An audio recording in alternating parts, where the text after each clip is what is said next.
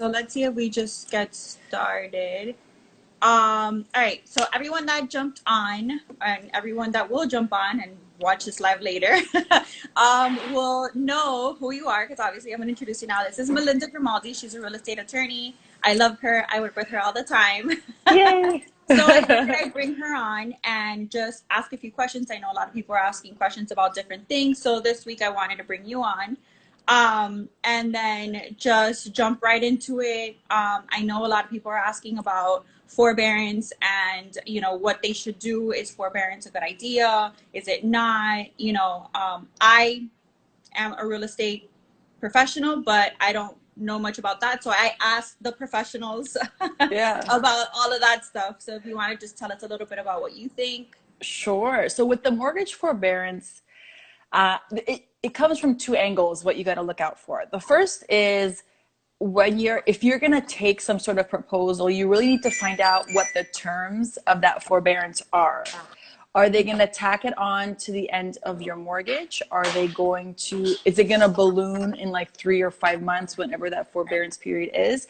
And the reality is, if you can't pay your mortgage for 1 month, what makes you think you're going to be able to pay it for like 5 months? You know what I mean? All in lump sum. So figuring out what those terms are is the most important thing, so that you know what to expect from that. I And this don't. does vary by bank. Yes, it varies by bank. So I heard some banks saying that there was, or some people telling me that their banks said there was no issues. Like they were just going to, come back on, and it wasn't going to be, because this could turn into a loan modification, Okay. which in the end, a forbearance could tie into you trying to get a loan in the next 12 months. So let me give you an example. When we had the hurricane a couple years ago and they were offering this mortgage forbearance, I don't know if you remember this part, but if someone asked for that and then tried to get a loan within that 12-month period, they were denied because of that. Right.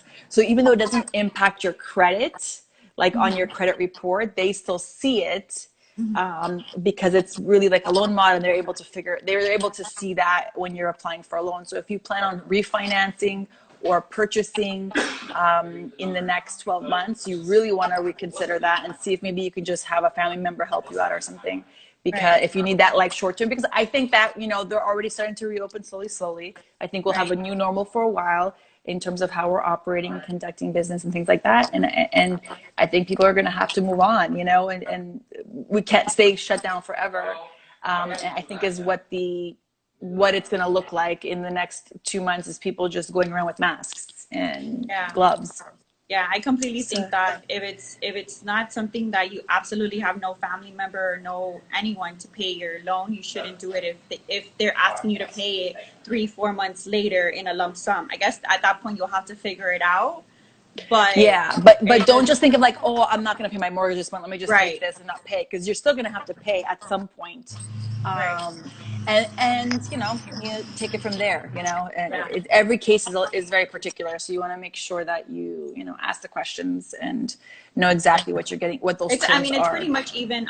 I've heard also a lot of cars for car payments. They're doing the same thing. They're putting it together, and then you have to pay it at whatever X amount of months, and now you have to pay this whole big huge chunk of payments that you didn't have. Like I know somebody that did it with Mercedes, and they have a lease, and at the end of the lease term, they have to pay the whole thing. Right, so it's gonna come. Like, it's not going away. Where is it gonna go? And It's how not is it free. gonna look? You're not living for free. You're not driving a car for free. Like at some point, you need to pay it. Yeah. But there's definitely a lot of programs right now, depending on your business structure, or there's a lot of financial assistance out there that you can get, even if you still have your job. Like, as for myself as a business owner, I was able to apply for the payroll protection program, and as long as I maintain my employees, I receive the funding. I will have that. I won't have to pay that back. So I was able to get the small business loan. Yeah, and so there's a lot of opportunities out there, and then with there's grants that are being provided. There's so many things. So just ask the questions. Speak to your banker, speak to your accountant, speak to your sphere of advisors, and see how the other ways you can get help. Right. As a matter of fact, even I know that even if you're still working, but they decrease your hours, you can do unemployment. Yep. And now even realtors are allowed to get Yeah. unemployment, which is, that's Yes. different. Right. So, and you Yeah. know, so there's definitely opportunities out there, and you know, take advantage of them for Yeah. sure. Basically, moral of the story: exhaust all options. Exactly. All Exactly. right. Then also, I wanted to ask. As a matter of fact, I recently got sent an article of a friend who's not in the real estate, industry, and there was a situation where this lady was trying to sell her house, and she had squatters in her house. Yeah, Mm, and they had a fake lease and the whole 9 yards. And the policemen were telling her that there was no evictions going on right now. So she right. could not evict them. She could not do anything. And if she came close to the house, they would call the cops on her, and she's the owner. Right. Yeah. So So, there right, is a suspension right now for right. both foreclosures and for evictions. So in that sense, we have to deal with that, the reality of that. So Right. that started the beginning of April. So we have about, let's say, 15 days more. It was a 45 days, and that might get extended, it might not. But that was from the governor, so from the state, it's statewide. Right. And so for evictions, how that works is basically, you could still post your 3-day notice as a landlord, but and as a tenant, you'll still owe that money during those 45 days. But you can't, the process won't get started, or if it started, it'll be stalled. So there is that time frame that will just be like it's literally like a pause button for it. Right. But So I then will. I'm sorry, I cut you off, but there's no clarification as to how or when that needs to be paid back to landlord. So it's immediate. I mean, it's already due. So the only thing that's being on pause is the actual court process. So it's still due. So the 3-day notice is there, and that money will still keep accruing. If you want to stay and not be evicted immediately after this pause, you need to make sure you pay up.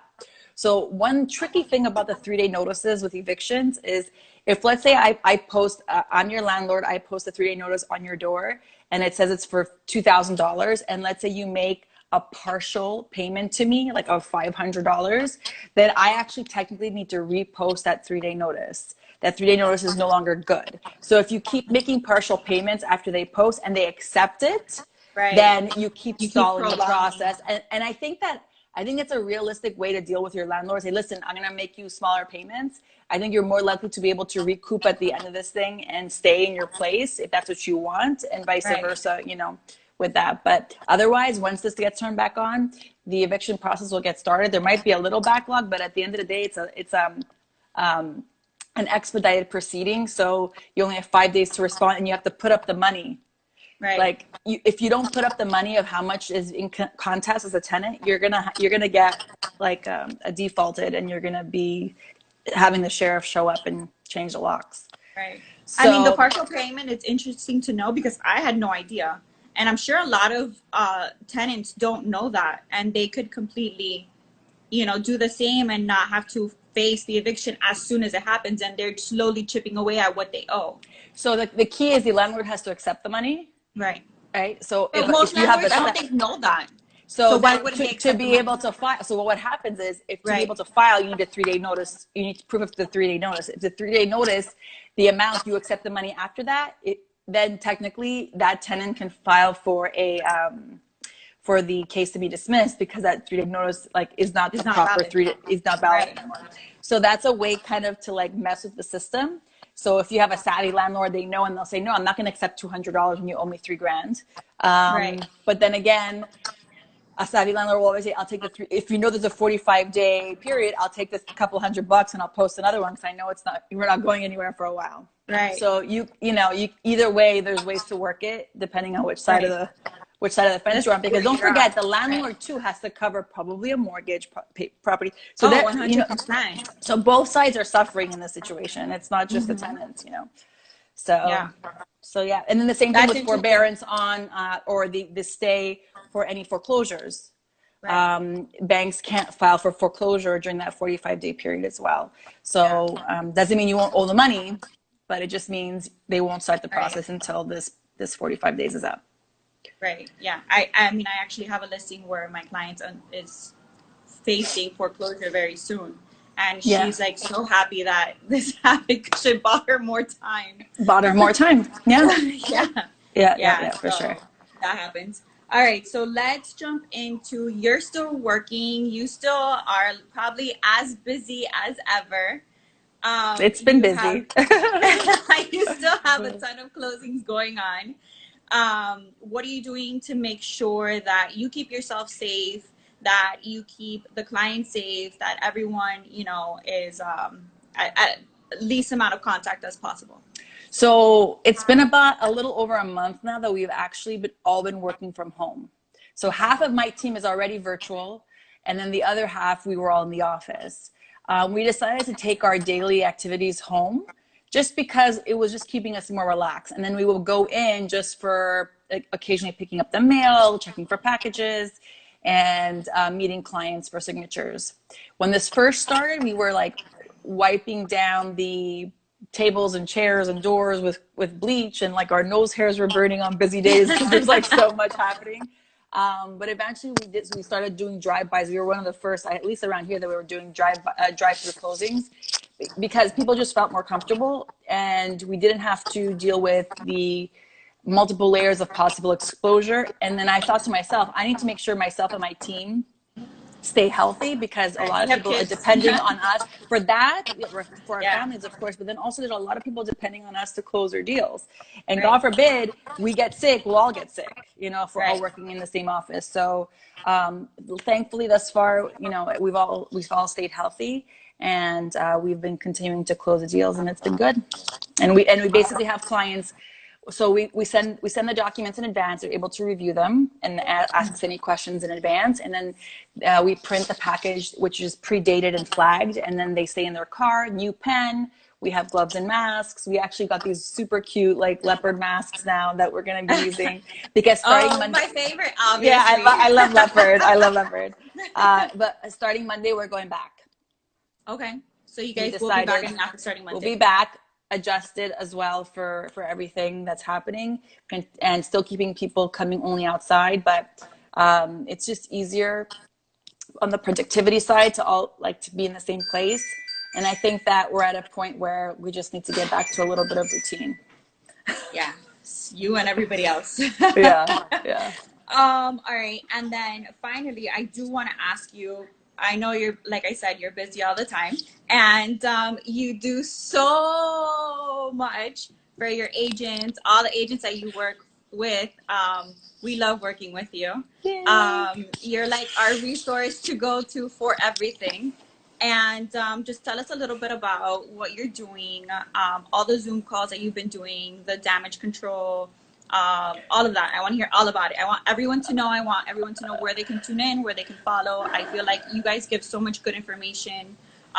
You know, there's things, I've been in the industry for 5 years, and there's always things that I pick up and learn from you guys every time I tune in. So awesome. So yeah, I always did the trainings and the classes, right? We just started doing them virtually now. So what Anthony and I met, Anthony's who I do damage control with. So we met the end of last year, or halfway through last year. And we had this idea. It actually, from our first meeting, we sat down, we had this idea to do this.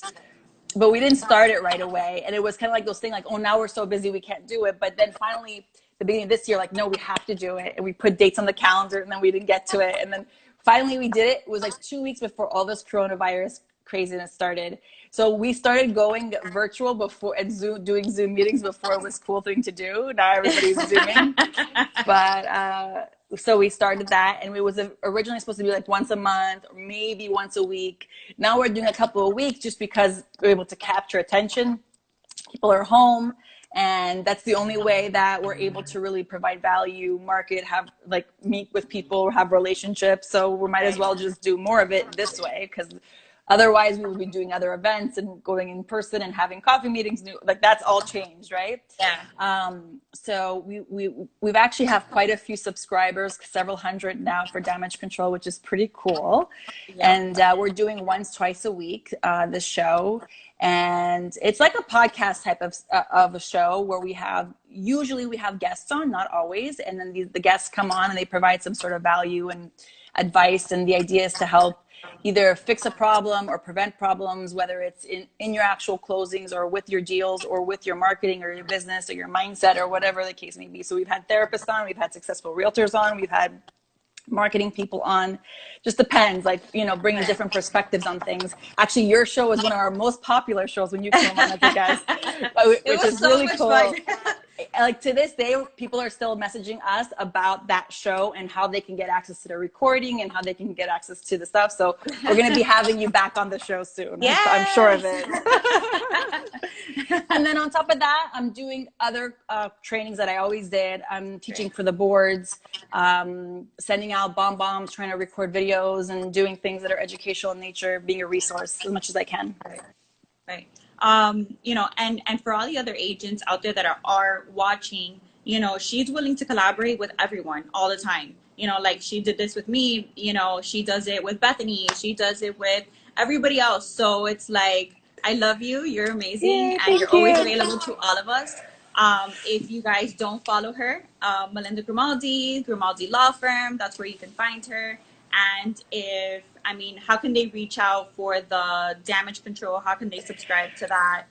If you go to either of my Instagram pages, there's the link in our bios and our link tree that has damage control on there. It has all the classes that we have that are outside of damage control, always listed on there. My closing cost calculator, all the resources and tools you could find there. So reach out and come say hi. And all right, I guess I'll leave everyone with this question. Like, what new projects do you have coming on, you know, moving forward? Any new ideas that you want to do? Any new things you want to incorporate? Another thing, what should we be doing? What do you think we should be doing as far as ideas and stuff like that? So I thought to myself, like, a couple weeks ago, I'm like, I need to make sure that my agents are still doing what they're doing, because my success relies heavily on your guys' success, right? If you guys aren't out doing your things, I can't possibly be, you know, helping you to take it to the next step once they're under contract or to get under contract. So I thought to myself, with all these virtual things happening now, how can I help the agents that I work with set up something virtual to keep their pipeline? So in the past, you know, I've helped agents with their home buyer workshops and things like that, here and there, and some are more successful than others. But I thought to myself, why don't we set up a virtual home buying workshop for our agents through Zoom and kind of use Anthony's high-tech technologies that he has to set that up. So we're almost done with that project. And it's basically like sending an intake form to the agents we work with, to collect some data, logos, and then that information. Then we schedule this, and we'll have the presentation. We'll have like a cookie cutter way to promo it to their followers and their people, in addition to having the landing page with their information and then the PowerPoint presentation. Like, it's going to be all prepped and just ready to plug and play for all our agents to their spheres. So that's what's coming through the pipeline right now. That's and awesome. Then which I think could work really well, even with this in these next few months. Even though things are reopening, people aren't going to go to conferences or lunch and learns and things like that. So this, I think, will be useful moving forward. And then I think even after this, I think will always be a part of us that stays virtual. I think it's a much more efficient way of doing certain things, so that's definitely helpful. It eliminates the excuse of like, I can't go there, or I don't have the time to go there. You could do it from the comfort of your house. Yeah, so exactly. I think that it will still work even after all of this. For sure. And then what agents should be doing right now, not stopping. There's so many things that you can do even from your home. First and foremost, you should be checking in with every single client you've ever had and every single client you haven't closed, in the sense like that haven't hired you, or you don't know if they've bought or not bought, or sold or not sold yet, you know? So checking in with all your leads and all your actual clients. The actual clients just saying, how are you, and, you know, what's happening, and, you know, what have you been up to, kind of thing, like a care call. And then for the leads, just checking in to see where they're at, how they're doing, and if there's any way that they still need services, because the capture rate right now, everyone's available, everyone's home, everyone's online, no one's going anywhere. So newsletters and lives and posts. Everything has like a bigger impact right now just because so many more people are watching. And bored. And bored. I literally 2 nights ago went with my kids and we drove to our friend's house and outside just like honked and waved because I didn't know what else to do with myself. It's true. So, I didn't. I drove to my excuse me. I drove to my parents' house just to get out of my house. I couldn't do much. I couldn't get off. yeah. I just like waved and like for a little while stood outside of the car and my mom's standing in the porch and we're like talking while social distancing. Yeah. Like the weirdest Yeah. thing. But just to get out of the house, I was willing to do anything. Yeah. So, I mean, people have a lot of time on their hands now, so Yeah. take advantage of it. I mean, for myself, I don't know. We've had just so much happening. And I like said to myself, there's no way that I will get out of this quarantine and use that as an excuse why I'm not hitting my goals. I made a promise to myself. So I've been doing like 4 Zooms live, something, You're 4 or 5 always on things a week. Because the reality is that people are starting to work again now. The first 2 weeks of April were very slow in terms of new business, but new files are coming in again and we're back in motion. Right. So, but the point is that I'm like, I'm not going to make an excuse. I'm going to keep doing it. So I actually have committed to more than what I normally do, even though it's virtual. Right. And I'm exhausted, but it's okay. I can imagine. I also feel like even if, you know, your client or your network, if they're not buying and selling right now, you know, building that relationship right now is important because later on you will still be relevant. You will still be the one that was constantly there, providing them information, providing them whatever it was that they needed to know. So even if you feel discouraged because you don't have anything in the pipe right now, you're building those relationships so that when this is over, your pipeline blows up. Exactly. So, because I think that even the real estate market, it was put on pause. The people are still that needed to sell are still going to need to sell. People that are going to buy are still going to need to buy, rent, whatever. That's just going to happen in a couple months or very soon. And it just was a pause because that it is what it is. Right. So we just got to hope that everyone gets back to work soon, you know, to be able to maintain their financial stability. Amen. So, I need to get out of this house. yeah. I have maternity clothes and mental no orange. I'm stability. in PJs all day. One thing that's helped me is I actually, when I get up in the morning, I put my makeup on. I usually have Zooms, but even if I don't, I do my makeup, my routine, I get dressed, put a little something on, like to make me feel like I have refreshed and like a change of like from PJs to regular clothes to start my day. All right. Well, thank you, Melinda. Thank you for everything. I'm eternally grateful for you all the time. So, thank you. I appreciate you once again for jumping on here with me. If anybody has any questions, feel free to DM us. We're always willing to help. For sure, 100%. She's always willing to help. For sure. Even if she's busy, she still returns your call right away. And check us out on Damage Control. Yes. It's super informative. Anything you can ever dream of is always on there. So thank you guys. And I will be back on here next week with someone else. Yay. All right. Bye, Melinda. Awesome. Thank you. Bye. Thanks, everyone.